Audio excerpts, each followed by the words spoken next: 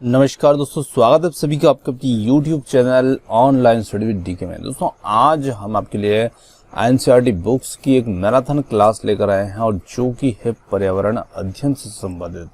जी हाँ दोस्तों, यहाँ पर आज हम देखने वाले हैं कक्षा 5 का संपूर्ण विश्लेषण जो कि पर्यावरण अध्ययन से संबंधित होगा।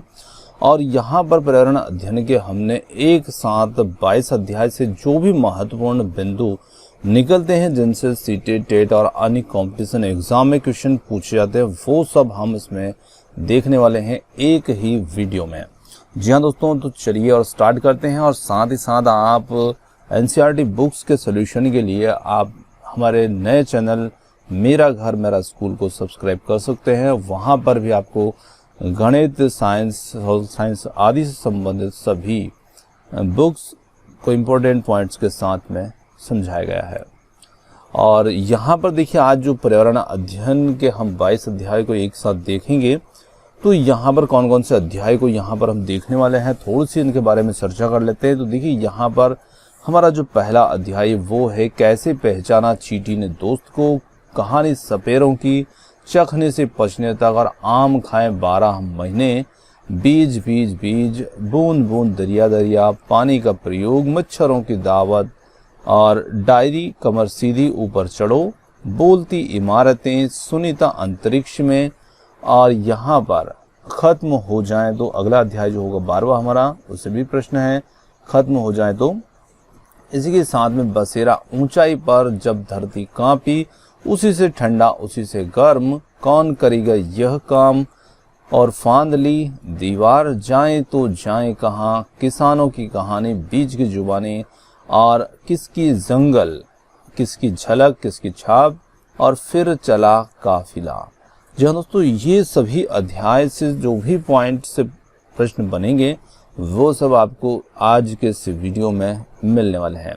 और आप यदि इसकी PDF चाहते हैं तो सिर्फ 5 रुपये हमने यहाँ पर इसके लिए इसका छोटा सा चार्ज रखा है। और देखिए, हमारा उद्देश्य आपसे कोई पैसे कमाना नहीं है, पर यहाँ पर सिर्फ इस PDF को बनाने में जो समय और जो मेहनत लगी है हमारे सदस्य ने, जिसने भी इसको बनाया है, तो सिर्फ उसके लिए ही हमने ये 5 रुपये चार्ज रखे हैं, ताकि इस PDF को बनाने का जो खर्च है वो सिर्फ प्राप्त सामने वाले को मिल जाए।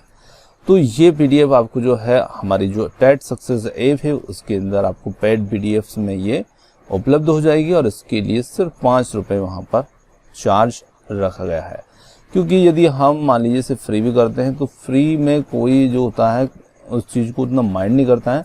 तो सिर्फ एक नाम मात्र का चार्ज यहाँ पर रखा है हमने, ताकि आप पर कोई बोझ भी ना हो और आपको थोड़ी सी इसकी कीमत भी मालूम पड़े, इसकी कीमत भी पता चले कि भाई आपने इसे खरीदिए, तो आप इसे थोड़ा ध्यानपूर्वक देखें, पढ़ें और समझें। तो चलिए और वीडियो को स्टार्ट करते हैं और समझते हैं आज के हमारे इन सभी अध्यायों से संबंधित कुछ इम्पोर्टेंट फैक्ट। देखिए, सबसे पहले यहाँ पर हम बात करते हैं कुछ बिंदु की, जैसे कि मछलियाँ जो होती है वो खतरे की चेतावनी एक दूसरे को बिजली की तरंगों के माध्यम से देती है। अब एक दूसरे से मतलब है कि जो मछलियाँ होती है वो खतरों की चेतावनी दूसरी मछली को बिजली की तरंगों के माध्यम से देती है। इसी के साथ साथ कुछ जानवर होते हैं जो तूफान या भूकंप आने पर कुछ अजीबोगरीब हरकतें करने लगते हैं, और जो लोग जंगल में रहते हैं वे जानवरों के इस व्यवहार को समझते हैं और वे जान लेते हैं कि भूकंप आने वाला है या कुछ अनहोनी होने वाली है। जी हाँ दोस्तों, जैसे कि ज़मीन के अंदर कुछ जानवर रहते हैं, जैसे कि पानी के अंदर कुछ जीव रहते हैं, जैसे मछलियाँ हैं। तो मछलियों के शरीर के अंदर क्या होती है, इनकी थोड़ी सी उत्तेजनाएं जो होती है वो बढ़ जाती है। जब भी जैसे ज़मीन के अंदर भूकंप आने वाला होता है तो उस कंडीशन में इन जीवों की जो प्रतिक्रिया होती है वो थोड़ी सी तीव्र हो जाती है और साथ साथ इनकी उत्तेजना बढ़ जाती है।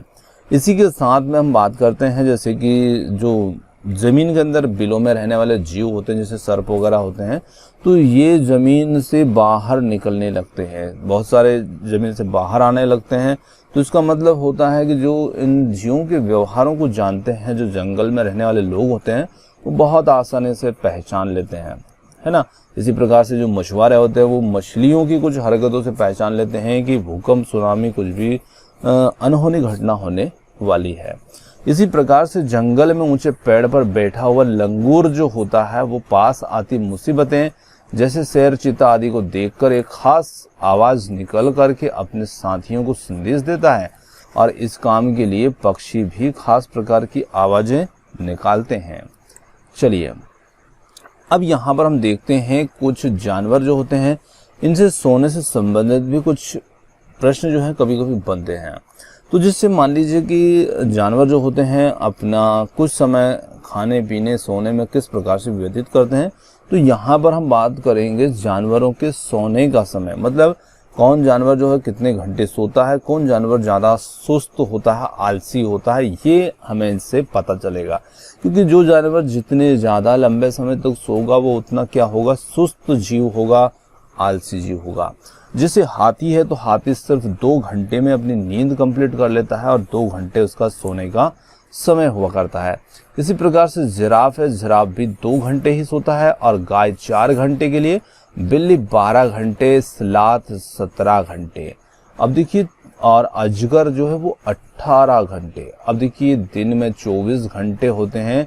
तो यहाँ पर 2 जीव हम मिल रहे हैं, जैसे कि स्लाथ है और अजगर है। बिल्ली तो आधा समय सोने में गुजार देती है और आधा समय जागती है ना। 24 में से 12 घंटे सोती है बिल्ली, और स्लाथ जो है वो 17 घंटे सोता है और 7 घंटे ही जगता है। तो इसका मतलब है कि वो भी एक सुस्त आलसी जीव होता है। अजगर है तो अजगर 18 घंटे ही सोता रहता है और 6 घंटे ही जगता है। तो इस प्रकार से यहाँ पर जीवों के हमें सुस्त व्यवहार का पता चलता है इनके सोने के समय से। आगे हम बात करते हैं जानवरों के अंदर देखने, सुनने और सूंघने और महसूस करने की जो शक्ति होती है। कोई जानवर तो मीलों दूर से शिकार को देख लेता है और कोई हल्की सी आहट को भी सुन लेता है। कोई जानवर अपने साथी को सूंघ कर ही पहचान लेता है। तो यहाँ पर हर जीव की अपनी अपनी एक प्रकृति है और उसी के अनुरूप उन जीवों का व्यवहार हमें ऐसा देखने को मिलता है। तो चलिए हम यहाँ पर अब हमारे जो चैप्टर है उसी के अकॉर्डिंग यहाँ पर चलते हैं और चैप्टर वाइज इसे समझने की कोशिश करते हैं। तो देखिए पहला जो चैप्टर है हमारा वो है कैसे पहचाना साथी को, या कैसे पहचाना था चींटी ने अपने दोस्त को। वो चैप्टर भी यहाँ पर हमें मिलने वाला है।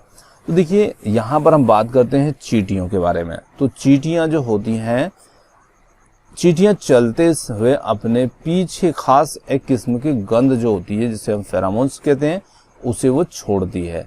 और इसी गंध के कारण क्या होता है, चींटियों को पता चलता है कि उन्हें किस और जाना है। तो ये भी हमें उससे पता चलता है। चलिए आगे यहाँ पर हम बात करते हैं। तो हमने देखा कि चींटियाँ जो होती है वो आँख नहीं होती है, फिर भी वो एक के पीछे एक कतार में हमेशा चलती हुई हमें नजर आती है। तो देखिए वो एक पदार्थ जो होती है वो अपने पीछे गंध को छोड़ती है और उसे हम फेरोमोन्स भी कह सकते हैं, और उससे उसके पीछे आने वाली चींटियों को रास्ता उस गंध के कारण पता लग जाता है, और इसी कारण से वो चींटियाँ होती है वो हमेशा कतार में हमें देखने को मिलती है। अगले जीव की यहाँ बात करते हैं कुत्ता की। देखिए कुत्ता जो होता है, कुत्ता सड़कों पर अपनी जगह बटी होती है कुत्ते की, और कुत्ता एक दूसरे कुत्ते के मल मूत्र की गंध से जान लेता है कि उसके इलाके में बाहर का कोई कुत्ता आया। देखिए यहाँ पर जीव के अंदर सूंघने की एक विशेष शक्ति है, और उसी के माध्यम से कुत्ता जो है वो दूसरे कुत्ते को पहचान लेता है कि अपने इलाके में कोई दूसरा कुत्ता आया है क्या, और वो भी उसके मल मूत्र से। अगले जीव की यहाँ पर बात करते हैं मच्छर की। मच्छर हमारे शरीर की गंध, खासकर पैरों के तलवे और हमारे शरीर की गर्मी से हमें ढूंढ लेता है कि कहाँ पर हमें, और वो हमारा खून चूसने चला आता है। चलिए आगे हम बात करते हैं। अब यहाँ पर चींटी जो था वो भी हमारे अध्याय 1 से संबंधित था, पर वहाँ पर हमने छोटे छोटे पॉइंट्स देखे थे। अब यहाँ पर हम देखते हैं आवाज़ें अलग अलग। इसी अध्याय के अंदर अगला जो हमारा पार्ट है वो है आवाज़ें अलग अलग। जैसे कुछ पक्षी होते हैं जो अलग अलग खतरों के लिए अलग अलग प्रकार की आवाज़ें निकालते हैं। जैसे उड़कर आने वाले दुश्मन के लिए वो एक तरह की आवाज़, ज़मीन पर चलकर आने वाले के लिए दूसरे तरह की आवाज़। इस प्रकार से पक्षी जो होते हैं अपने जैसे पक्षियों को इस प्रकार की सूचना पहुंचा देते हैं आवाज़ों के माध्यम से। बहुत से जानवर जो होते हैं वो खास किसी मौसम में गहरी नींद में चले जाया करते हैं। जैसे छिपकली सर्दियों के दिनों में हमें ये नज़र नहीं आती है, गुम हो जाती है, और गर्मी और बरसात के मौसम में ये बहुत ज़्यादा हमें देखने को मिलती है। तो इस प्रकार से ये लंबे समय के लिए शीतकाल में चले जाते हैं। शीतकाल में यानी कि ठंड के दिनों में ये सुप्त अवस्था में चले जाते हैं। इसी प्रकार से अगला जीव है यहाँ पर डॉल्फिन, और डॉल्फिन भी तरह तरह की आवाज़ें निकालती है और एक दूसरे से बात करती है। वैज्ञानिकों को ये मानना है कि जानवरों की अपनी पूरी भाषा होती है और वो अपनी ही जाति के जीवों को, अपने ही जैसे दूसरे जीवों को उन खतरों का पता भी बता देते हैं। किस प्रकार का खतरा उन्हें महसूस होता है उसकी सूचना वो अपने दूसरे साथी को दे देते हैं। चलिए अगले पॉइंट की बात करते हैं। अगला जीव है यहाँ पर रेशम का कीड़ा। देखिए रेशम का जो कीड़ा है ये अपनी मादा को उसकी गंध के कारण, गंध से कई किलोमीटर दूर से ही पहचान लेता है। तो देखिए ये रेशम का कीड़ा जो है नर कीड़ा है और ये मादा कीड़े को उसकी गंध से कई किलोमीटर दूर से पहचान लेता है कि वहाँ पर मादा है। तो यहाँ पर भी एक फेरामोन्स इसके द्वारा स्रावित होता है मादा के द्वारा, जिससे कि रेशम का कीड़ा उस फेरामोन्स को समझ सकता है, उसके सिग्नल को समझ सकता है। इसी प्रकार से यहाँ पर अगले पॉइंट की बात करते हैं। अक्सर हम किसी गंध से तब ज़्यादा बहुत परेशान होते हैं जब हमारा मन उसको गंदा मानता है। अगर हम मन बना लें तो वही गंध हमें उतना परेशान नहीं करती है। कहने का मतलब है कि जैसा हमारा मस्तिष्क उसको समझ लेता है या हम मान लेते हैं कि ये गंदा है, मतलब कि वो हमें फिर परेशान करेगी वो गंध, और हम नहीं मानते हैं तो कोई बात नहीं, वो गंध हमें उतना परेशान नहीं कर सकती है। अगले जीव की बात करते हैं। यहाँ पर अगला जीव है स्लॉथ। और स्लॉथ जो होता है ना ये एक भालू जैसा जीव होता है, भालू जैसा दिखता है। और ये जीव जो है जिस पेड़ पर रहते हैं उसी के पत्ते खाया करते हैं और पत्ते खा करके पलते रहते हैं, और इसीलिए इन्हें कहीं और जाने की ज़रूरत नहीं पड़ती है। कहने का मतलब है कि ये पेड़ों पर ही लंबे समय तक बने रहते हैं। अब देखिए ये सप्ताह में सिर्फ एक ही बार शौच करने के लिए पेड़ से नीचे उतरा करते हैं, मतलब कि 7 दिन में एक बार शौच जाते हैं और शौच करने के लिए ही ये पेड़ से नीचे उतरते हैं, और बाकी सभी टाइम वो पेड़ पर ही बने रहते हैं। और ये भालू के जैसे दिखते हैं पर भालू नहीं है, भालू के जैसे दिखते हैं पर भालू नहीं है। और ये दिन के करीब 17 घंटे तक पेड़ों से उल्टे सिर लटक करके मस्ती में सोते हैं, यानी कि उल्टे लटक करके पेड़ों से ये सोया करते हैं और 17 घंटे तक ये सोते रहते हैं। चलिए अगले पॉइंट की बात करते हैं। जब स्लॉथ जो होता है, जब ये पेड़ के पत्ते खा लेते हैं तभी वे दूसरे पेड़ पर जाया करते हैं।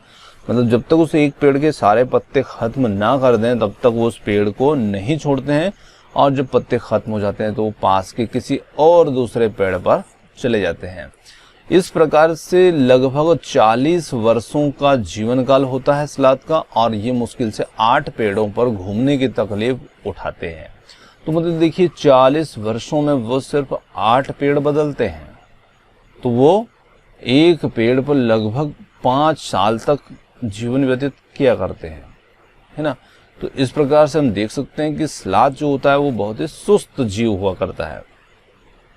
आगे हम बात करते हैं पक्षियों की आंखों से संबंधित पॉइंट की, और पक्षियों से आंखों से संबंधित जो पॉइंट है इसमें भी बहुत सारे प्रश्न हमें कई बार टेट एग्जाम में देखने को मिलते हैं।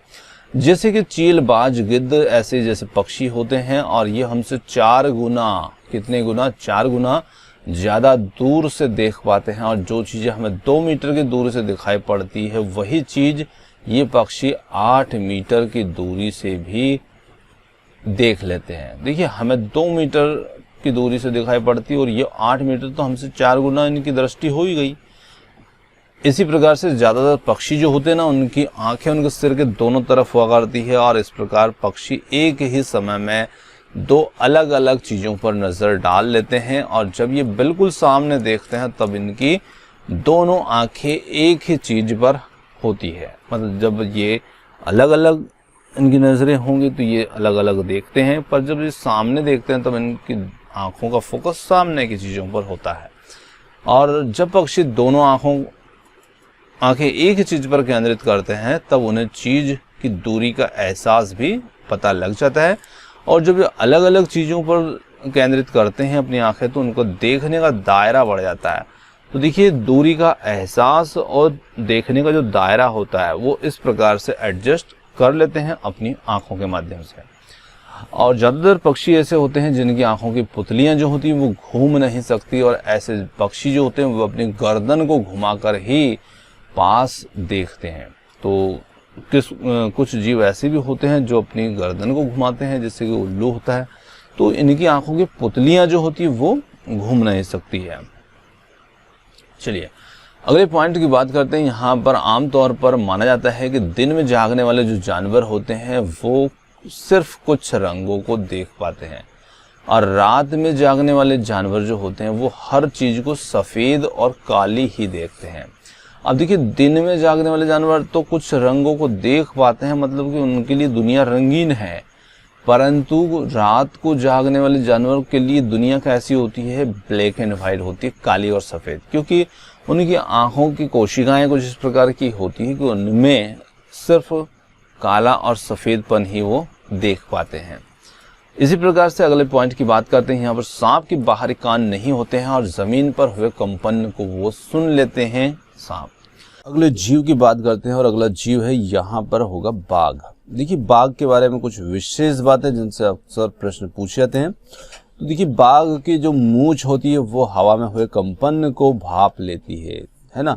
तो हम देखते हैं कि जो बाघ होता है उसके जो मुंह पर दोनों साइड में बाल होते हैं, उसे हम बाघ की मूंछ कहते हैं, और ये हवा में हुए कंपन को भाप लेती है, और साथ ही साथ उसे शिकार की बिल्कुल सही स्थिति का पता बाघ को उससे चल जाता है, और इससे इन्हें अंधेरे में रास्ता ढूंढने में भी मदद मिलती है। तो ये बाघ की मूंछ की विशेषताएं हैं। इसी के साथ में अगले पॉइंट की बात करते हैं। बाघ जो होते हैं अंधेरे में भी हमसे 6 गुना बेहतर देख सकता है, और बाघ जो है ये मौके के अनुसार अपनी आवाज़ बदलता रहता है, और गुस्से में अलग अलग आवाज़ें, और बाघिन को बुलाना है तो अलग अलग आवाज़ें, कभी कराना है तो कभी गुर्राना है, और बाघ का जो गुर्राना होता है वो 3 किलोमीटर दूर तक सुना जा सकता है। तो इस प्रकार से बाघ की विशेषताओं से संबंधित ये कुछ पॉइंट थे। चलिए बढ़ते हैं थोड़ा सा आगे। अगले पॉइंट की बात करते हैं। बाघ जो होता है हवा के पत्तों के हिलने से, शिकार के झाड़ियों में हिलने से हुई आवाज़ में अंतर को भांप लेता है, और बाघ के दोनों कान जो होते हैं बाहर की आवाज़ को इकट्ठा करने के लिए अलग अलग दिशाओं में भी बहुत ज़्यादा घूम जाया करते हैं। बाघ जो होता है अपने इलाके में मूत्र करके अपनी गंध छोड़ते हैं, और इलाका कई किलोमीटर बड़ा हो सकता है। किसी बाघ किसी दूसरे बाघ के मूत्र की गंध को झट से पहचान लेता है, और फिर उस इलाके में घुसना है या नहीं है यह तो बाघ की अपनी खुद की मर्जी होती है। वो चाहे तो घुस सकता है किसी दूसरे बाघ के इलाके में, और चाहे तो ना घुसे। इसी प्रकार से अगला जीव आता है यहाँ पर कस्तूरी हिरण को थोड़ी सी खुशबू के लिए मारा जाता है, और जानवरों को मारने वाले लोगों को हम शिकारी कहते हैं। हाथी को उसके दांतों के लिए, गैंडे को उसके सींग के लिए, शेर और मगरमच्छ सांप को उनकी खाल के लिए मार दिया जाता है। तो इस प्रकार से कुछ जीवों का शिकार जो है उनके दांत, उनकी खाल, उनके सींग आदि के लिए किया जाता है। हमारे देश में बाघ और अन्य कई जानवरों की गिनती इतनी कम हो गई है कि इनके लुप्त होने का खतरा हो गया है, और हमारे देश की सरकार इन्हें बचाने के लिए बहुत से जंगलों को सुरक्षा प्रदान कर रही है। जैसे उत्तराखंड का जिम कॉर्बेट नेशनल पार्क है, राजस्थान के भरतपुर जिले में घाना राष्ट्रीय उद्यान है, और इन जंगलों में शिकार करना मना है, और यहाँ के लोग जानवरों या जंगल को कोई नुकसान नहीं पहुँचाते हैं। तो इस पहले अध्याय से हमारे ये सब प्रश्न थे, और अब हम बढ़ते हैं हमारे अध्याय 2 कहानी सपेरों की ओर। देखिए सपेरे जो होते हैं उन्हें हम कालबेलिया भी कहते हैं। तो कालबेलिया ये सपेरों की एक जाति होती है जो सांपों को अपनी बीन की धुन पर नचा सकते हैं। और कालबेलिया नाच, इसमें सांप जैसी मुद्राएं भी शामिल होती है। तो ये इसी जाति के लोगों का नाच है जिसमें सांप जैसी मुद्राएं भी ये बनाते हैं। हमारे देश में पाए जाने वाले सांपों में से केवल 4 तरह के सांप ही जहरीले होते हैं। और कौन कौन से वो 4 तरह के सांप होते हैं, देखिए करेत, नाग, दबोइया और अफाई। ये 4 प्रकार के सांप जो होते हैं ये जहरीले सांप हुआ करते हैं। चलिए आगे हम बात करते हैं। सांपों की पिटारी जो होती है वो कांवड़ जैसी दिखती है और इसी में आपने कभी न कभी ने देखा होगा, सपेरे जो सांप को दिखाने या तमाशा बताने के लिए लेके आते हैं। सांप के डंक के निशान से यह जानने की कोशिश की जाती है कि किस प्रकार के सांप ने काटा है। और सांप जब किसी को काटता है तो उसके खोखले जहर वाले दांत जो होते हैं उस व्यक्ति के शरीर में धंस जाते हैं और उन्हीं के माध्यम से शरीर में जहर चला जाता है। और इस जहर से बचने का एक ही उपाय होता है कि जिस व्यक्ति को सांप ने काटा है उसे तुरंत जहर के असर को खत्म करने वाली दवाई या सीरम दी जाती है। और यह सीरम जो होती है ये भी सांप के जहर से ही बनाया जाता है और अभी सभी सरकारी स्वास्थ्य केंद्रों पर ये मिलता है। आगे हम बात करते हैं, सांप जो होते हैं किसान के दोस्त होते हैं। सांप ना होते तो खेतों में फसलों को चूहे से कौन बचाता है। इस प्रकार से हम देख सकते हैं कि सांप जो होते हैं वो चूहे को खाते हैं और चूहे फसल को खाते हैं। तो इस प्रकार से कहीं ना कहीं सांप जो चूहों को खा करके किसान को लाभ पहुंचाते हैं। आगे हम बात करते हैं बिन पार्टी के बाजे, बीन, तुम्बा, खंजरी और ढोल। ढोल के अलावा तीनों जो बाजे हैं ये सूखी लौकी से बनाए जाते हैं। यानी कि सूखी लौकी जो होती है वो खोखली होती है और उसी से इस प्रकार के ये बिन पार्टी के बाजे बनाए जाते हैं जिसे हम बीन, तुम्बा और खंजरी कहते हैं। आगे अगले अध्याय की बात करते हैं जो कि है चखने से पचने तक के लिए। और आमतौर पर हमारे पेट में लगभग 30 सेंटीग्रेड तापमान होता है। हमारे पेट का पाचक रस जो होता है वो एसिड अम्ल की तरह होता है। ओडिशा का कालाहांडी जिला, और यहाँ पर एक तरफ तो कालाहांडी में सबसे अधिक चावल पैदा किया जाता है और दूसरे राज्यों में बेचा जाता है।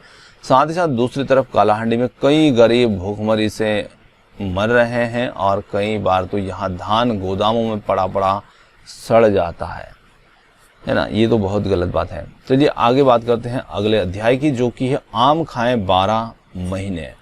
अब यहाँ पर कुछ प्रदेशों के नाम दिए हैं, जैसे वहाँ पर कुछ चीज़ें प्रसिद्ध हैं, जैसे कि ये अन्नईपुरम गांव है और ये आंध्र प्रदेश के अंतर्गत आता है, इस राज्य में है। इसी प्रकार से मामिडी तांड्रा जो कि एक आम का पापड़ होता है। आम के रस को सूखा करके ये पापड़ जो होता है ये बनाया जाता है। आम पापड़ बनाने के लिए कुछ और चीज़ों की आवश्यकता होती है, जैसे कि चटाई है, कैजुरीनी पेड़ के डंडे हैं, नारियल से बनी हुई रस्सी है, गुड़ और चीनी है। इनसे आम पापड़ जो होता है वो तैयार किया जाता है। चटाई पर उसे सूखने के लिए डाल दिया जाता है और आम पापड़ को तैयार होने में 4 हफ्तों का समय लगता है क्योंकि वो धीरे धीरे सूखता है। और शीशियों में अचार रखने के पहले शीशियों को धूप में इसलिए सुखाया जाता है जिससे कि शीशियों में नमी ना रह जाए, ताकि हमारा जो अचार है वो खराब ना हो पाए और वो लंबे समय तक संरक्षित रख सकें उसको, इसीलिए शीशियों को धूप में सुखा दिया जाता है। आगे हम बात करते हैं आम को पूरे साल चलाने के लिए उसका जो अचार होता है, आम पापड़, चटनी, टॉफ़ी, रस आदि कई सारी चीज़ों के रूप में उसे प्रयोग में लाया जाता है। और खाने की चीज़ों को 1-2 दिन तक खराब होने से बचाने के लिए कुछ घरेलू उपाय भी अपनाते हैं, जैसे हम सूखा करके या किसी भी प्रकार से। जैसे यहाँ पर कुछ चीज़ें हैं, जैसे कि पके हुए चावल है तो इन्हें एक कटोरी में डाल करके पानी के बर्तन में रख देते हैं। हरा धनिया है तो उसे गीले कपड़े में लपेट करके रख देते हैं।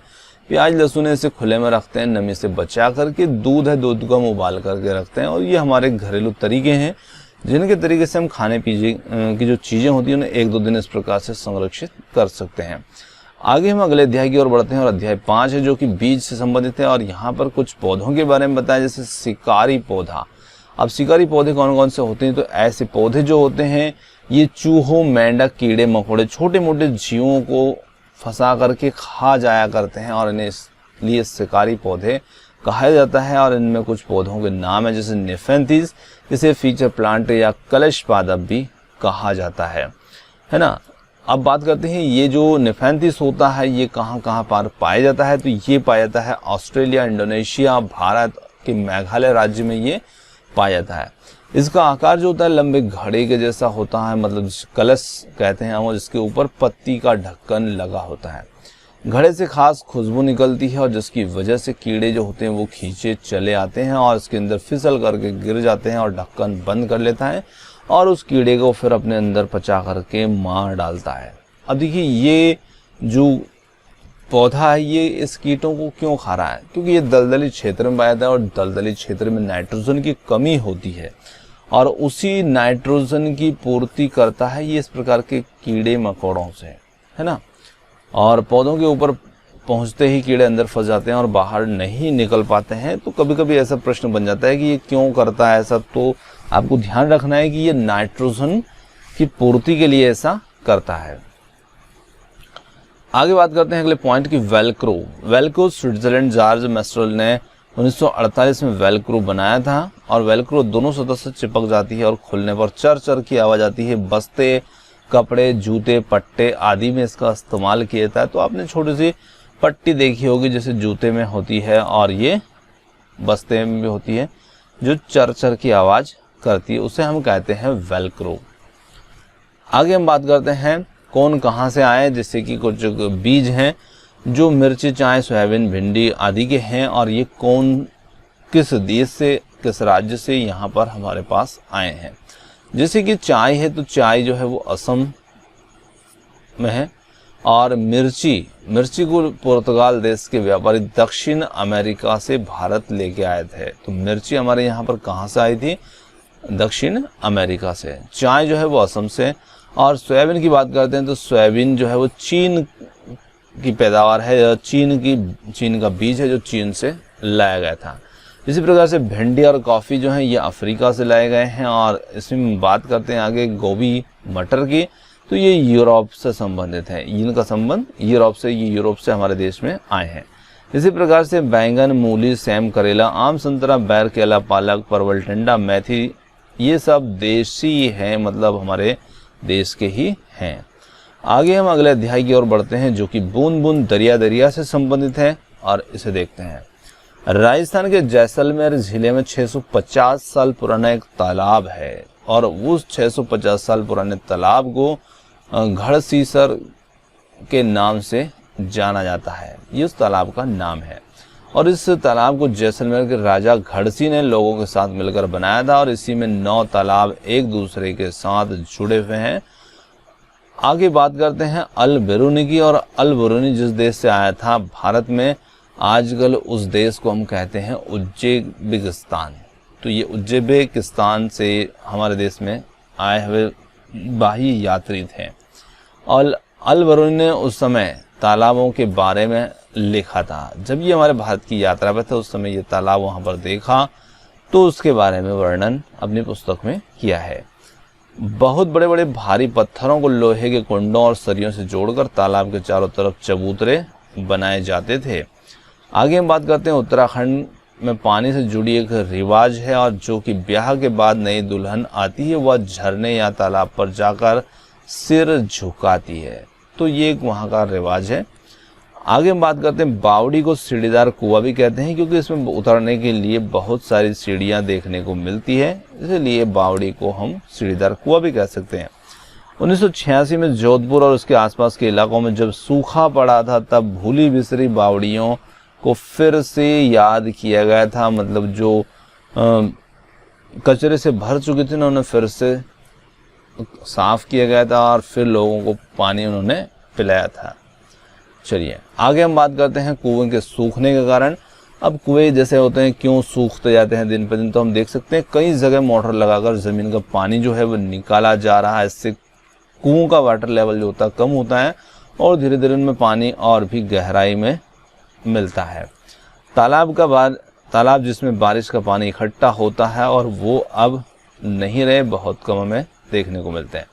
पेड़ों के आसपास के पार्क में भी ज़मीन को पक्का कर दिया गया है। इसकी वजह से भी ज़मीन के अंदर वाटर लेवल कम हो जाता है, क्योंकि बरसात का पानी जो है वो कंक्रीट रोड से बहकर या डामर के रोड से बहकर सीधा चला जाता है और ज़मीन में वो रिस नहीं पाता, इसलिए वाटर लेवल कम है। उसी कारण से ये पॉइंट यहाँ पर बनाया गया है। तरुण भारत संघ नामक संस्था जो है पानी के इंतजाम में जुड़ी हुई संस्था है। आगे बात करते हैं दड़की माई की। दड़की माई जो राजस्थान के अलवर जिले में एक गांव में रहती है और इन्होंने तरुण भारत संघ के साथ मिलकर अपने गांव में तालाब बनवाया था दड़की माई ने।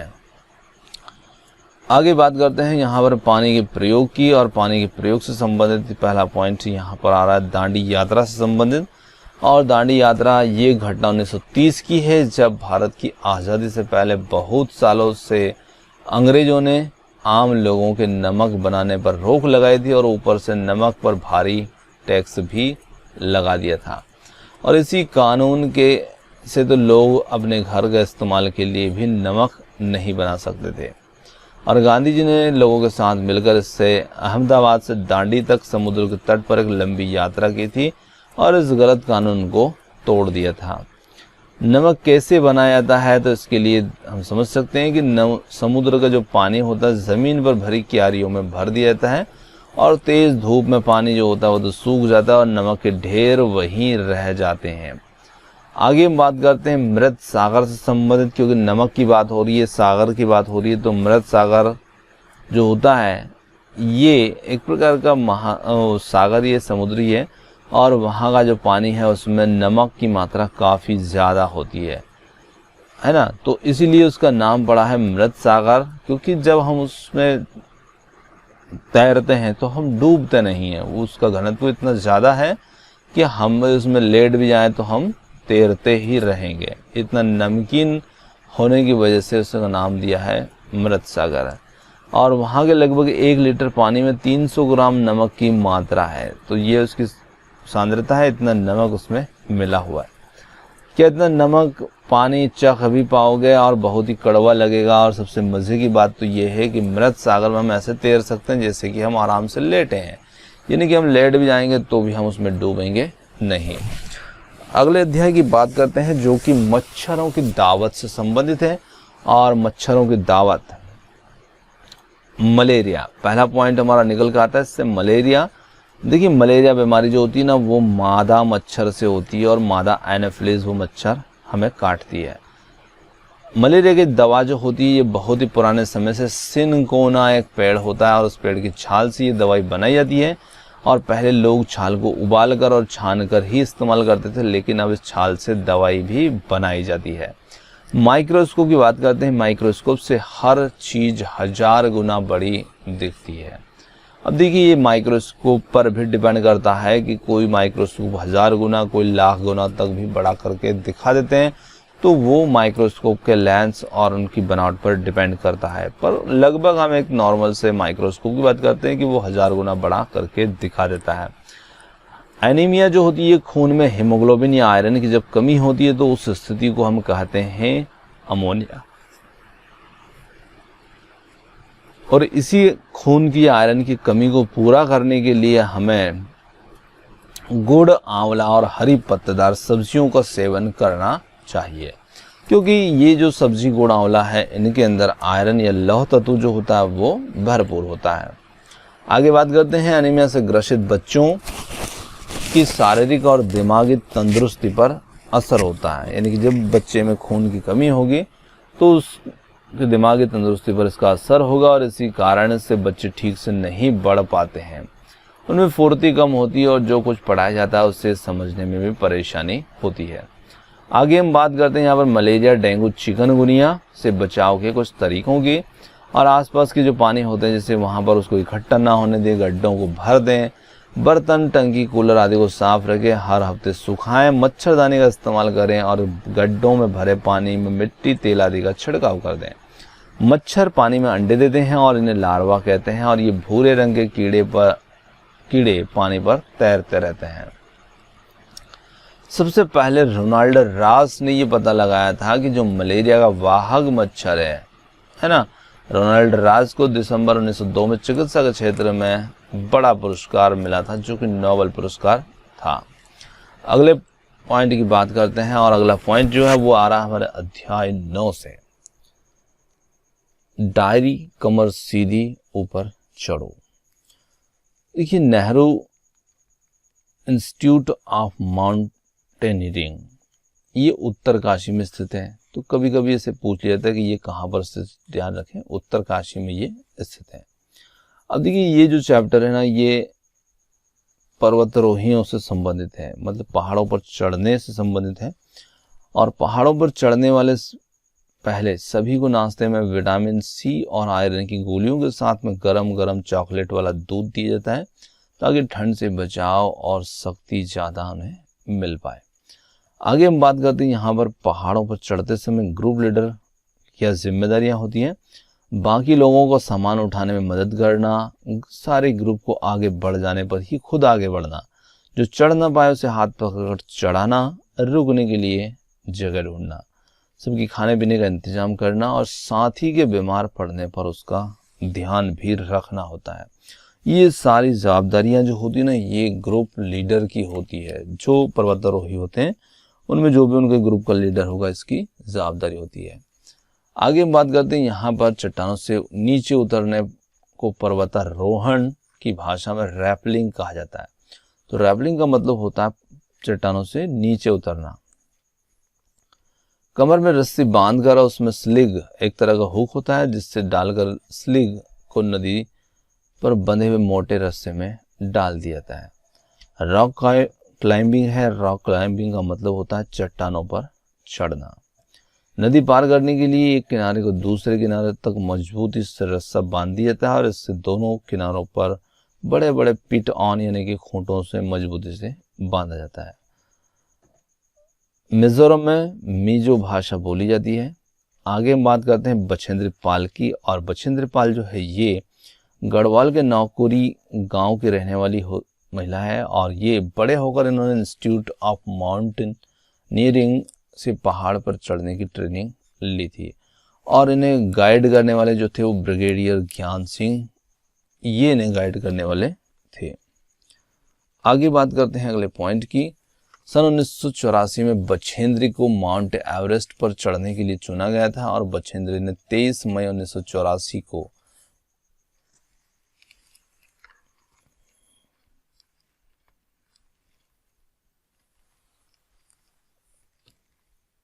23 मई 1984 को दिन के 1:07 पर लगभग 8,900 मीटर की ऊंची चोटी माउंट एवरेस्ट, जो कि नेपाली राम सागरमाथा पर कदम रखा था। यानी कि ये इन्होंने रिकॉर्ड बनाया था इस तारीख को माउंट एवरेस्ट पर चढ़ करके। करीब 43 मिनट तक वह दुनिया की सबसे ऊंची चोटी पर रही, और इसके साथ ही बछेंद्री पाल ने अपनी पहली और संसार की 5वीं ऐसी महिला बन गई थी जिन्होंने एवरेस्ट पर कदम रखा था। आगे हम बात करते हैं अगले अध्याय की, जो कि बोलती इमारतों से संबंधित है। जैसे कि गोलकोंडा के बाहरी दीवार में 87 बुर्ज हैं। ये बुर्ज हैं। अब देखिए, बुर्ज क्या होते हैं, तो जो किले होते हैं उनकी जो दीवारें होती है, वहां पर सुरक्षा के लिए कुछ छोटे छोटे से ऐसे गेप बनाए जाते हैं, और इन्हें हम बुर्ज कहते हैं। और यहाँ से जो भी किले के सैनिक थे वो यहाँ से सुरक्षा के लिए बैठे रहते थे और किले की निगरानी करते थे। आगे हम बात करते हैं गोलकोंडा के किले में सन 1518 से लेकर के 1687 तक यहाँ के कुतुबशाही सुल्तानों ने शासन किया। गोलकोंडा का किला जो है ये काकतीय राजवंश ने बनाया था। आगे बात करते हैं औरंगजेब की बादशाह की पूरी फौज बंदूक तोपों के साथ भी यहाँ हमला करने आई थी, पर वह किले में नहीं घुस पाई, और उसकी पूरी सेना जो है 8 महीनों तक बाहर ही बैठी रही थी। म्यूजियम की बात करते हैं। म्यूजियम हम कहते हैं जिसमें पुरानी चीज़ों को रखा जाता है, जैसे बर्तन, औजार, हथियार आदि को। अगला अध्याय हमारा सुनीता अंतरिक्ष में, और सुनीता अंतरिक्ष से संबंधित बहुत सारे प्रश्न इस अध्याय से हमें टेट एग्जाम में मिलते ही हैं। सुनीता विलियम्स जो है कि 6 महीने से ज़्यादा समय तक वो अंतरिक्ष में रही थी। और अंतरिक्ष जो है ये पृथ्वी से लगभग 360 किलोमीटर दूर स्पेसशिप में ये गई थी। आगे हम बात करते हैं भारत और अर्जेंटीना के लोगो सापेक्ष एक दूसरे के उल्टे हो सकते हैं। अगले पॉइंट की बात करते हैं। अंतरिक्ष के बारे में कुछ मजेदार तथ्य हैं अगले हमारे, जैसे कि नील आर्मस्ट्रांग। सन 1969 में नील आर्मस्ट्रांग ने चांद पर उतरने वाले पहले व्यक्ति बने थे। और अंतरिक्ष में एक जगह पर टिक करके बैठना तो हमें मिल नहीं पाता है, और हम सिर्फ क्योंकि उड़ते रहते हैं, इसलिए यान में एक जगह से दूसरी जगह में तैरते हुए या उड़ते हुए पहुंचते हैं। पानी भी एक जगह पर टिका नहीं रहता है, वह बुलबुलों की तरह इधर उधर उड़ता फिरता है। और खाना भी अजीब तरीके से खाना पड़ता है। सबसे ज़्यादा मज़ा तो तब आता है जब हम सभी उड़ते हुए खाने वाले कमरे में जाते हैं और उड़ते हुए खाने के पैकेटों को पकड़ते हैं। अंतरिक्ष में मुझे कंघी करने की ज़रूरत नहीं पड़ती थी, क्योंकि बाल हमेशा खड़े ही रहते थे। तारे अक्सर टिमटिमाते हैं, और कोई चमकती चीज़ अगर तेज गति से चलती हुई दिखे तो वो उपग्रह हो सकती है। टूटता तारा, जिसे हम उल्का पिंड भी कहते हैं, और वह होता है और जो पृथ्वी के वायुमंडल में जैसे ही प्रवेश करता है तो वो जल उठता है। अगला हमारा अध्याय खत्म हो जाए तो अहमदाबाद से लगभग 18 किलोमीटर दूर अड़ाजल की बावड़ी स्थित है। अब तेल से संबंधित पॉइंट यहाँ पर बनाया है। जमीन से निकाला गया तेल गहरे रंग का गाढ़ा बदबूदार होता है, और इसमें घुली मिली छिपी बहुत सारी चीजें होती है। इन चीज़ों को हम अलग अलग साफ करने के लिए तेल रिफाइनरी में भेज देते हैं, और इसी तेल से हमें मिलता है kerosene, diesel, petrol, engine oil, हवाई जहाज के लिए ईंधन, एलपीजी, खाना पकाने की गैस, मोम, कोलतार, ग्रीस आदि। प्लास्टिक और पेंट बनाने के लिए भी इस तेल का इस्तेमाल किया जाता है, और हमारे देश में लगभग 2/3 लोग उपले, लकड़ी, सूखी टहनियों आदि का इस्तेमाल करते हैं खाना पकाने के लिए। तो आज भी हमारे देश में कुछ ऐसी स्थिति हमें देखने को मिलती है। अगला हमारा अध्याय यहाँ पर बसेरा ऊंचाई पर और बसेरा ऊंचाई पर इससे संबंधित पॉइंट को देखते हैं। जिसे प्रश्न आता है ठंडा रेगिस्तान हम किसे कहते हैं, तो लद्दाख का जो क्षेत्र है इसे ठंडा रेगिस्तान भी कहा जाता है। और ये इलाका पूरा सूखा, समतल और ठंडा रेगिस्तान है, और लद्दाख में बहुत कम बारिश होती है। यहाँ दूर दूर तक दिखते हैं, और बर्फ से ढके हुए पहाड़ और सूखा मैदान आदि हमें देखने को मिलते हैं। लद्दाख में स्वागत को जूले जूले बोलते हैं, और लद्दाख के जो घर होते हैं इनकी कुछ विशेषताएं होती हैं जो कि पूछी जाती है। यहाँ घर 2 मंजिला होते हैं, और पत्थरों को काट करके एक के ऊपर एक रख करके घर बने होते हैं, और उन पर मिट्टी और चूने आदि की पुताई की जाती है। घर के अंदर छप्पर जैसे लगते हैं, घर अंदर से छप्पर जैसे लगते हैं, और यहाँ के लोग जो होते हैं ये ऊपरी मंजिल में रहना पसंद करते हैं, और नीचे की मंजिल पर जानवरों के रहने की जगह होती है, और ज़रूरत का सामान वहाँ पर रखा जाता है। सर्दियों में यहाँ के लोग जो है नीचे की मंजिल में जानवरों के पास रहते हैं। नीचे की मंजिलों में कोई खिड़की नहीं होती, और मजबूत छत को मजबूत बनाने के लिए पेड़ों के मोटे तने आदि का इस्तेमाल इसमें किया जाता है। आगे हम बात करते हैं चांगथांग के। जम्मू कश्मीर के राज्य में 5000 मीटर की ऊंचाई पर बना मैदानी और सुनसान पथरीला इलाका है, और इतनी ही ऊंचाई पर सांस लेना जो होता है बहुत मुश्किल होता है। अंग्रेजी में लोनार का अर्थ होता है अकेला रहने वाला व्यक्ति जो होता है उसे हम लोनर कहते हैं, है ना, लोनर कहेंगे अकेले रहने वाले व्यक्ति को। चलिए आगे हम बात करते हैं चांगपा। देखिए चांगपा क्या होता है, तो चांगपा घुमंतु लोग हैं जो हमेशा एक जगह पर नहीं होते हैं, तो ऐसे घुमंतु लोगों को चांगपा कहा जाता है। और अपनी भेड़ बकरियों के झुंड को लेकर के पहाड़ों में हरे मैदानों की खोज में ये घूमते फिरते रहते हैं, और इन्हीं जानवरों से अपनी ज़रूरतों का सामान मिल जाता है, दूध, मांस, टेंट आदि के लिए चमड़ा, स्वेटर, कोट, ऊन आदि। चांगपा खास तरह की बकरियां पालते हैं और जिनके बालों से दुनिया की सबसे मशहूर शाल होती है जिसे हम पश्मीना शॉल कहते हैं। और जितनी ठंड और ऊंची जगह होगी इन बकरियों के बाल भी उतने ही ज़्यादा नरम होंगे। और ये लोग अपना पूरा घर, सामान, घोड़ों और याक आदि पर लाद करके घूमते रहते हैं। और जब आगे बढ़ना होता है तो सिर्फ 2.5 घंटे में अपना डेरा समेट करके ये निकल पड़ते हैं। और ये अपने टेंट को रेबो कहते हैं। याक के बालों से बुनाई करके चांग पर पट्टियां बनाते हैं जिन्हें सिल करके ये जोड़ लेते हैं और मजबूत व गर्म हुआ करती है। आगे बात करते हैं, रेबो के पास भेड़, बकरियां आदि को रखने के लिए जगह बनी थी और इसे चांग पर लेखा कहते हैं। और लेखा की दीवारें पत्थर और चट्टानों आदि एक दूसरे पर रख करके बनाई जाती है। अब बात करते हैं इस पश्मीना शॉल से संबंधित और इससे संबंधित प्रश्न आ जाता है। ये दुनिया की सबसे मशहूर शॉल होती है जो कि पश्मीना होती है। और पश्मीना शॉल जो होती है ना, इसमें 6 स्वेटर के बराबर गर्मी होती है, इतनी गर्म शॉल होती है। और गर्म होने पर ये मोटी बिल्कुल भी नहीं होती, मतलब शॉल ज़्यादा मोटी नहीं होगी पर उसमें गर्मी इतनी होती है 6 स्वेटर के बराबर। और ये पश्मीना पहाड़ी बकरी की एक खास नस्ल से बनता है, मतलब जो शॉल के लिए ऊन होता है तो वो उस पहाड़ी बकरी की त्वचा से प्राप्त होता है, उसके बालों से प्राप्त होता है, जो कि लगभग 5000 मीटर की ऊंचाई पर रह सकती है बकरियां। और यहाँ सर्दियों में तापमान 0 डिग्री सेंटीग्रेड होता है और कभी कभी ये बहुत ही कम -40 डिग्री सेंटीग्रेड तक भी चला जाता है।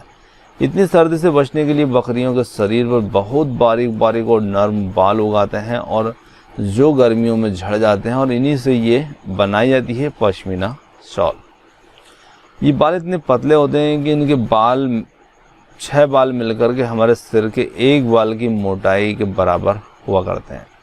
पश्मीना शॉल को हाथों से बुना जाता है और इनकी बुनाई के लिए कुछ खास बुनकर भी होते हैं। और एक पश्मीना शॉल को बुनने में जो समय लगता है 250 घंटे का समय लगता है। तो अब आप जोड़ सकते हैं कितने दिन लगते हैं इनको एक शॉल को बुनने में। आगे बात करते हैं चोंगपा की जो भाषा है जिसे हम चोंगथांग कहते हैं, उसका मतलब होता है ऐसी जगह बहुत कम लोग रहते हैं।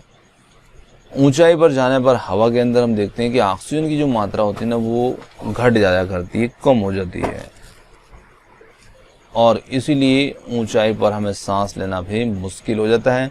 पहाड़ों पर चढ़ने वाले लोग कई बार ऑक्सीजन सिलेंडर भी ले जाते हैं। डल झील में तैरते हुए जो घर होते हैं उनको शिकारा कहा जाता है। तो ये शिकार लिखा है, ये शिकारा कहा जाता है। श्रीनगर में बाहर से आए हुए टूरिस्ट को हाउस बोट में रहते हैं और हाउस बोट की जो लंबाई होती है ना वो 80 फुट तक होती है और बीच से चौड़ाई जो होती है वो 8-9 फुट तक होती है। कश्मीरी लोग अपने खाने के लिए रोटी घर में नहीं बनाते हैं, इसे दुकान या बेकरी से ही खरीदते हैं और इसलिए कश्मीर के हर गली कूचे में दिखती है एक बेकरी। यहाँ के पुराने घरों की खासियत होती है जालीदार खिड़कियाँ और ये बाहर की ओर उभरी होती है और इन्हें हम डब कहते हैं। इनमें बैठकर बाहर का नज़ारा जो है वो हमें बढ़िया सा दिखता रहता है। हाउस बोट और कई बड़े घरों की अंदर की जो छत होती है वो लकड़ी की सुंदर नक्काशी होती है और इनमें एक खास डिज़ाइन खत्म बंद जो कि जिग्सा पजल जैसा हमें दिखता है। बोट की तरह बने लकड़ी के डोंगे जो कि पानी पर तैरते रहते हैं। श्रीनगर के डल झील और झेलम नदी में इन डोंगों में कई परिवार भी रहते हैं। तो ये डोंगे जो होते हैं वो कुछ झील और झेलम नदी आदि में देखने को हमें मिलते हैं और मकान की तरह इस डोंगे में भी अलग अलग कई प्रकार के कमरे होते हैं। अगले अध्याय की हम बात करते हैं जब धरती कांपी। तो जब धरती कांपी तो 26 जनवरी 2001 को गुजरात में आया भूकंप से कई लोग मर गए थे और बहुत से लोग घायल भी थे और बहुतों की हालत तो इससे भी ज़्यादा ख़राब थी। भूकंप आने पर क्या करना चाहिए? सबसे पहली बात है कि अगर हो सके तो घरों से बाहर खुले में निकल जाओ। अगर घर से बाहर ना निकल पाओ तो फर्श पर लेटकर किसी मजबूत चीज जैसे मेज आदि के नीचे छिप जाओ और उसे पकड़े रखो ताकि वह फिसल कर तुम्हारे ऊपर या तुमसे दूर ना जा पाए, और कंपन रुक जाने का इंतजार करो। आगे हम बात करते हैं अगले अध्याय की, उसी से ठंडा उसी से गर्म की। उसी से ठंडा उसी से गर्म एक कहानी है और इसके लेखक हैं डॉक्टर जाकिर हुसैन, जो कि हमारे देश के पूर्व राष्ट्रपति भी थे। सांसें जिस प्रकार से गर्म होती है और शीशा ठंडा होता है, इसलिए हम देखते हैं कभी कभी सांस के साथ में आई हुई भाप शीशे पर ठंडे पानी की बूंद जैसी बन जाती है और इसी कारण नमी शीशे को धुंधला कर देती है। डॉक्टर जो है हमारी छाती पर स्टेथोस्कोप रख करके हमारे दिल की धड़कन को सुनते हैं। तो डॉक्टर के द्वारा यूज किए जाने वाले यंत्र होता है उसे हम स्टेथोस्कोप कहते हैं। आगे बात करते हैं अगले अध्याय की, कौन करेगा यह काम। तो संत चरण रज सेविता सहज किताब के लेखक है नारायण भाई देसाई। इनके द्वारा लिखी गई ये एक पुस्तक है और गोरेगांव महाराष्ट्र के अंदर स्थित है। भीम यानी बाबा साहब अम्बेडकर के नाम से दुनिया भर में मशहूर। आज़ादी के बाद बाबा साहब की अगुवाई में हमारे देश में संविधान तैयार हुआ। अगले अध्याय की हम बात करते हैं जो कि 17वां अध्याय है और इसमें कुछ पॉइंट हैं जैसे कि Chhatrapati Shivaji terminal railway station, ये कहाँ पर है? तो ये मुंबई में स्थित है। नागपाड़ा बास्केटबॉल एसोसिएशन, ये भी मुंबई के अंदर स्थित है। अगले अध्याय की बात करते हैं 18वें की, जाएं तो जाएं कहाँ। डामर हम कोलतार को ही कहते हैं। 19वें अध्याय की बात करते हैं किसानों की कहानी, बीज के जुबानी। वनगांव जो है ये गुजरात के अंदर स्थित है। सर्दियों में खेतों में ही ताजी सब्जियों को मसाले के साथ एक मटके में भरते हैं और उसको सील बंद कर देते हैं और कोयले के अंगारों में मटके को उल्टा रख करके सब्जी को पकाया जाता है और इसी सब्जी को हम ऊंधियूं कहते हैं, है ना। और ऊंधियूं का मतलब होता है उल्टा। गुजरात में ऊंधियूं का मतलब होता है उल्टा। ऊंधियूं के साथ में मिट्टी के चूल्हे पर पकी बाजरे की रोटी की सौंधी खुशबू और साथ ही साथ घर के दूध का मक्खन, दही और जितनी चाहे उतनी छाछ, ये सब खाने में तो मजा आ जाता है। आगे बात करते हैं केचुए। केचुए जमीन में छेद बनाते रहते हैं और जिससे जमीन जो होती है पोली हो जाती है। इन्हीं केचुओं के मल से जमीन उपजाऊ भी बनती है। आगे हम बात करते हैं क्रोटन पौधे की और यह पौधा फसल के साथ बोया जाता है जो यह बताने में समर्थ है कि फसल को कब पानी की आवश्यकता होगी और इसकी जड़ें अधिक नीचे तक नहीं जाती है। जब यह पौधा मुरझाने लगता है तो किसान को पता लग जाता है कि फसल को पानी की आवश्यकता है और इसकी पत्तियां जो होती है वो रंग बिरंगी हुआ करती है। चलिए आगे हम बात करते हैं अगले अध्याय की जो कि किसके जंगल। तो यहाँ पर पहली बात की जा रही है कुड़ुक भाषा की और ये भाषा जो है ये झारखंड में बोली जाती है। सूर्यमणि का संबंध भी झारखंड के जंगल बचाओ आंदोलन से संबंधित है। सूर्यमणि तोरांग कुड़ुक भाषा में तोरांग का मतलब होता है जंगल और तोरांग में कुड़ुक समाज और अन्य आदिवासियों की खास किताबों को संभाल कर रखा जाता है। गाने बजाने की कई चीजें जैसे बांसुरी, तरह तरह के ढोल आदि भी है। जंगल अधिकार कानून और ये कानून जो है 2007 में बनाया गया है और ये कानून आदिवासियों को जंगल पर उनका हक दिलाता है और जो लोग कम से कम 25 साल से जंगल में रह रहे हैं उनका वहाँ के जंगलों और वहाँ पर पैदा होने वाली चीज़ों पर हक होता है। उन्हें जंगल से हटाया ना जाए। जंगल बचाने का काम भी उनकी ग्राम सभी करें।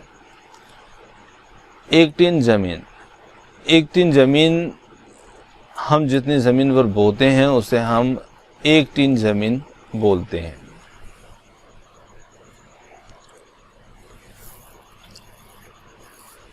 मिजोरम राज्य में झूम खेती की जाती है और इसमें फसल कटने के बाद ज़मीन को कुछ सालों तक आराम करने देते हैं और उसमें खेती नहीं करते हैं। मतलब इसे झूम खेती कहते हैं। जब लोग कुछ ज़मीन पर कुछ बोते हैं, वहाँ पैदा करते हैं और फिर उसे थोड़ा सा रेस्ट दे देते हैं। और इस जगह जो बांस के जंगल उग जाता है उसे उखाड़ते नहीं और बस गिरा कर जला देते हैं और यही राख ज़मीन में खाद का काम करती है। फिर इस ज़मीन को खेती की बारी आती है तो ज़मीन को जोता नहीं जाता और मिट्टी को हल्के हल्के हिला डोला करके बीज छिड़क दिए जाते हैं। एक ही खेत में अलग अलग तरह के बीज जैसे मकई, सब्जियां, मिर्च, चावल आदि ये बोए जाते हैं। आगे बात करते हैं चेराओं की। मिजोरम में फसल पकने पर गांव में सबसे बड़ा त्योहार मनाया जाता है और साथ में खाना पकाते हैं और खाते हैं, मजे करते हैं।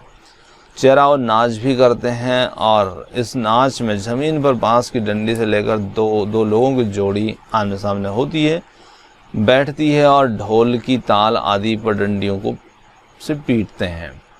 डंडियों के बीच एक लगातार कतार में लोग खड़े होकर के कूदते हैं इस नाच के अंदर।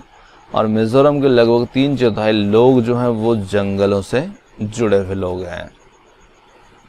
आगे हम बात करते हैं यहाँ पर किसकी झलक, किसकी छाप। तो पहले यहाँ प्रश्न बन रहा है ग्रेगर जान मेंडल से। और ग्रेगर जान मेंडल जो थे ये आनुवंशिकी के जनक थे और ये ऑस्ट्रिया के रहने वाले थे। इनका जन्म 1822 में गरीब किसान परिवार में हुआ था और इन्होंने मटर पर प्रयोग किए थे और इन्हें आनुवंशिकी का जनक भी कहा गया है। आगे हम बात करते हैं फिर चला काफिला। तो यहाँ पर जैसे पूरन पोली कैसे कहते हैं, तो चने की दाल की मीठी रोटियाँ होती हैं, उन्हें हम पूरन पोली भी कहते हैं। तो दोस्तों यहाँ पर आज का जो हमारी क्लास थी वो समाप्त होती है और जो पॉइंट हमने निकाले हैं ये आपको कैसे लगे कमेंट्स करके ज़रूर बताइएगा। और वीडियो पसंद आया तो वीडियो को लाइक, शेयर और चैनल को सब्सक्राइब करना मत भूलिएगा। आपने मैं इतनी देर सुना उसके लिए बहुत बहुत धन्यवाद। थैंक यू सो मच और मिलते हैं बहुत जल्द एक और नए किसी वीडियो के साथ। और